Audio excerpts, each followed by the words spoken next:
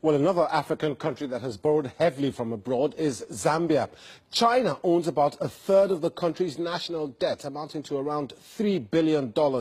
It's led to rumors that the country's state-run electricity firm will be taken over by Beijing as part repayment.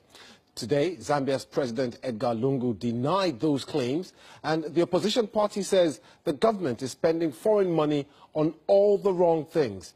Hakainde Hichilema has been speaking to the BBC's Lukwesa Barak.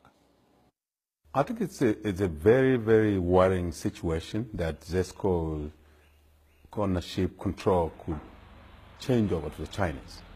I think the important thing first is to analyze or to understand why would this happen. Zambia is overborrowed, completely overborrowed. Yet a few years ago, before PF took over government, our international debt portfolio was only in the region of $500 million. We have a debt portfolio of over $15 billion, a working $15 billion. Most of this is from the Chinese.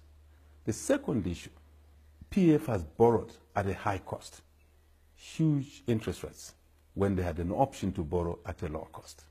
The third issue is that most of this borrowing has been for consumption as opposed to investment expenditure. Do you think that that's something that can be proven? If it's true that China is looking at taking over ZESCO, it would not be surprising, because this has happened to other countries. It'd actually be a very bad thing, and it's not acceptable by most Zambians, because it means the country is handing over its sovereignty to a foreign country, in this case called China.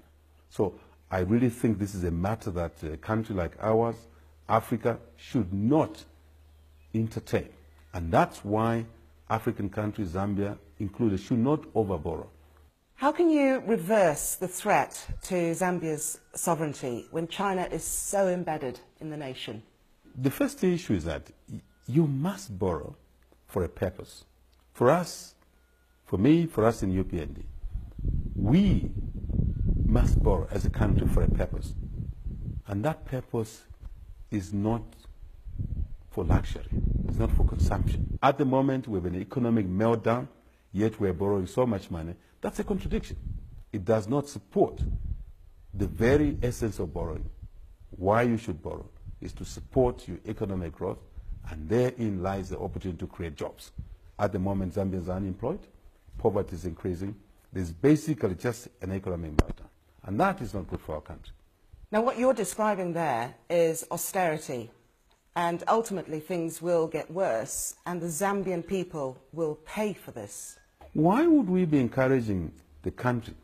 Why would we be encumbering the taxpayer to borrow at a higher cost when we could borrow at a lower cost from the IMF?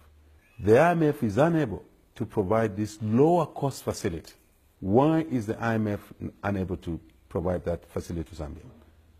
The country has been untruthful about our debt position.